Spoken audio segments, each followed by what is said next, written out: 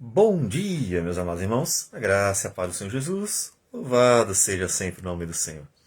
Deus tem um propósito para todas as coisas. A Escritura nos diz, e nós podemos ver na própria criação.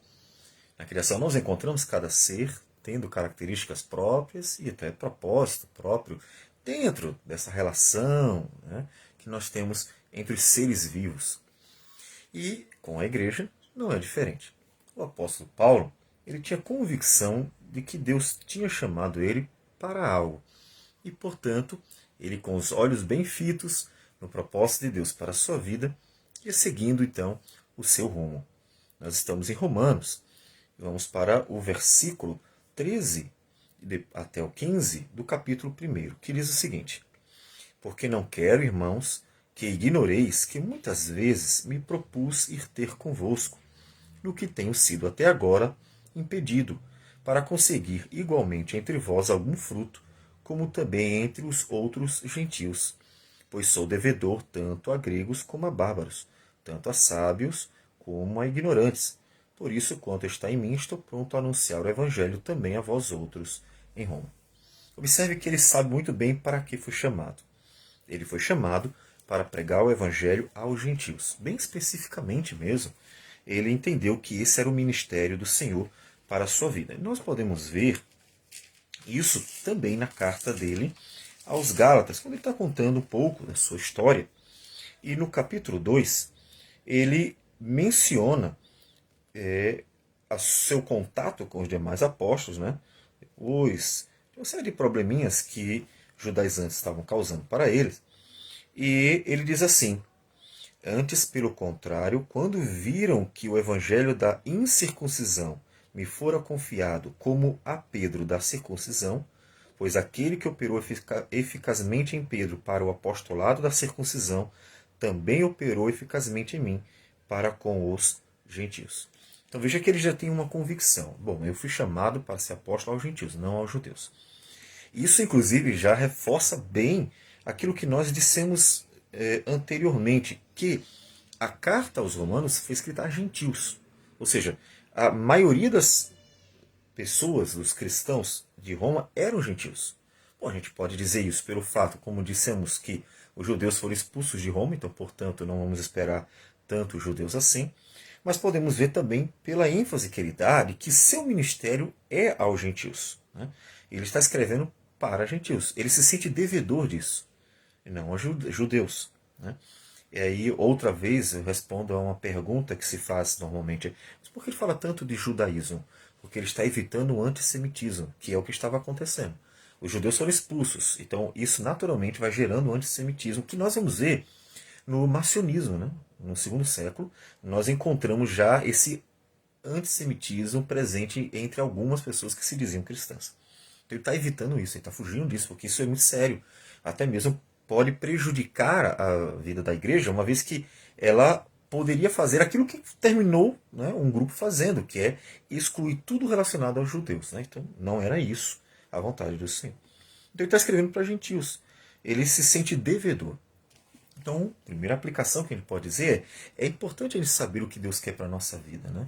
Eu sei que não é fácil, às vezes, nós descobrirmos, né? Mas a gente pode refletir sobre o assunto e orar ao Senhor, pedindo a Ele discernimento, para que a gente possa ter foco. É importante ter um foco. Então, por exemplo, eu sou pastor, então meu foco é pastoral, tem que ser, né? Se você é pastor, por exemplo, mas começa a perder o foco, como tem acontecido com a ideia, que eu entendo que ela é equivocada, do pastor bivocacionado, e ele tem multifocos, né? E entendo que isso é uma ideia bem equivocada, porque a Escritura sempre mostra que uma pessoa chama e dá uma direção muito específica. E normalmente a direção específica é cumprir aquele propósito, que no caso é o ministério pastoral. É claro que todo mundo tem muitas competências. Como eu disse ontem, eu estou estudando matemática com o propósito de melhorar a questão do ensino em relação até meus filhos mesmo e os filhos de outros irmãos da igreja. Então não é profissional o propósito, é muito mais educativo mesmo. Mas o nosso foco tem que ser aquele, né? O foco é aquele ali. Então quando a gente perde o foco, observe que a gente termina não fazendo bem feito o que deveria. Né? Então, pense na sua empresa, né? Qual é o seu foco? Se você entende que Deus colocou você ali, você não está ali por acaso. Você entende que Deus colocou ali, foi a porta que Deus abriu, você orou e Deus direcionou você ali. Então mantenha o foco. Faça bem feito o seu trabalho, sirva. Não vá espalhar. Né? Quando a pessoa perde o foco, ela não faz bem feito o que deveria.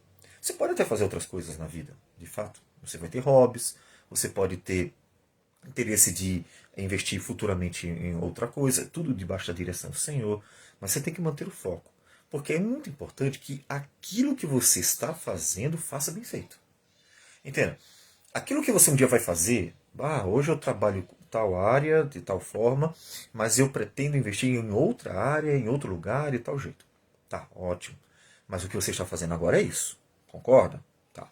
Então você tem que pegar aquilo que você está fazendo e fazer bem feito. Aquilo que você vai fazer um dia, é aquilo que você vai fazer um dia. Aí quando você receber aquilo da parte de Deus para fazer, aí você também vai se dedicar àquilo. Entende o que eu estou dizendo? Veja, Paulo tem um foco. Eu sou apóstolo aos gentios. E então ele se sentia devedor de fazer o melhor. Por isso que ele vai atrás dos romanos. Né? Ele escreve para eles porque ele não conseguiu ir lá. Então ele escreve. Vamos entender que foi uma providência de Deus para que nós tenhamos, como nós temos aqui nas nossas mãos, a palavra de Deus. A carta de Paulo aos romanos. Então, mantenha o foco, tá certo?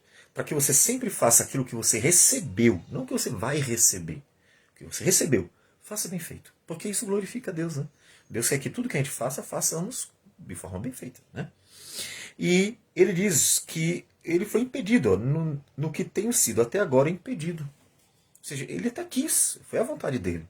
Eu queria ir para Roma, eu estou fazendo de tudo, estou me esforçando para isso, eu estou tentando me ajeitar, mas as coisas não estão funcionando. Então, ele percebe que as coisas não estão se encaixando e ele não vai. Então, é importante a gente estar recebendo e fazendo aquilo que tem para receber, para fazer. E o apóstolo Paulo faz o que tem para fazer. Né? Não dá para ir, não dá para ir, vai fazer o quê? Né? É aquela questão que ele anteriormente demonstra que ele está sendo direcionado. Eu só apóstolo segundo a vontade de Deus, estou fazendo tudo segundo a vontade do Senhor. Então, na jornada ministerial dele, as viagens missionárias de Paulo, teve um momento que Deus disse assim, olha, não vai para cá, vai para cá. Né? Então, ser dirigido por Deus é importante. Então você, em relação a tudo, ora, Senhor, onde o Senhor quer, como o Senhor quer. Não é só o pastor. Né? Eu enfatizei em outro momento a importância do pastor ser dirigido por Deus para não se tornar uma mera profissão. Não quero usar o termo mera profissão para desmerecer as profissões, mas eu entendo que é um rebaixamento do ministério pastoral. Porque o ministério pastoral, você está servindo a Deus pregando a palavra do Senhor. E você vai fazer vai cumprir, vai trocar o ministério pastoral por uma profissão em que, quando isso acontece, é porque a pessoa está querendo usar o ministério para se satisfazer. Então é nesse sentido. Tá? Então, as profissões são importantes, evidentemente, e são serviços a Deus. Todas as profissões são serviços a Deus. Mas até, vamos pensar, a profissão você pode rebaixá-la, né? Porque se você usa a profissão apenas para ter o seu dinheiro, ou seja, estou fazendo só para ter o meu. Né? Ou seja, aquilo que em o capítulo 6 de Efésios, o apóstolo Paulo diz, fazendo para agradar a vista. O que é isso? A pessoa está trabalhando diante dos olhos do dono, do chefe, né? Só para mostrar que está fazendo alguma coisa. Então o que ele quer é só o salário. Aí diz assim, não faça isso para Deus. Então a profissão, ela também deveria ser um instrumento para a glória de Deus. Né? Então você deve servir a Deus com ela. Né? Você deve fazer a obra do Senhor, pensando no sentido de servir ao próximo e testemunhar a integridade, a dedicação, o zelo, o querer fazer o bem para os outros e assim por diante. Então você deve fazer tudo para a glória de Deus também na profissão. Então, seja dirigido pelo Senhor, direcionado. Porque aí, tudo que Deus trouxer à sua mão, hoje Deus me trouxe isso, é isso que eu estou fazendo. Aí você faz bem feito. Aí amanhã Deus te dá outra coisa, aí você faz bem feito. E aí, seja qual for a direção do Senhor, você vai fazendo tudo de forma bem feita. Por quê? Porque você está sendo dirigido pelo Senhor. E isso é muito importante. Já que eu diria que todo cristão sabe disso. Que tem que ser direcionado, que Deus é o Senhor da igreja e assim por diante. A questão é que há uma diferença, infelizmente, entre a pessoa dizer assim, eu sei, e botar em prática. Então, bote em prática. Bote em prática. Botar em prática aquilo que você sabe. E peça a Deus que dirija. E quando vier a direção, faça bem feito. Faça o seu melhor. E se você tem algo que gostaria, então coloca diante do Senhor. Deus, eu queria galgando aqui algo melhor. Então peça. E Deus vai direcionando.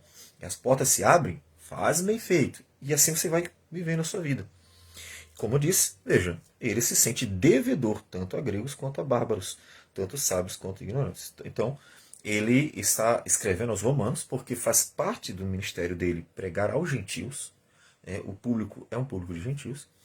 E ele, então, se sente devedor disso. É interessante essa ideia do devedor, porque é alguém que sabe que aquilo é uma obrigação dele. Né? Ele diz isso aos coríntios, né? Você se sente devedor de fazer o melhor com aquilo, em relação àquilo que Deus deu à sua mão para fazer, né? Ou seja, você quer fazer o melhor porque de fato o Senhor colocou as suas mãos. Veja, ele diz em 1 Coríntios capítulo 9 o seguinte: se anuncio o Evangelho, não tenho de que me gloriar, pois sobre mim pesa essa obrigação, porque ai de mim se não pregar o Evangelho.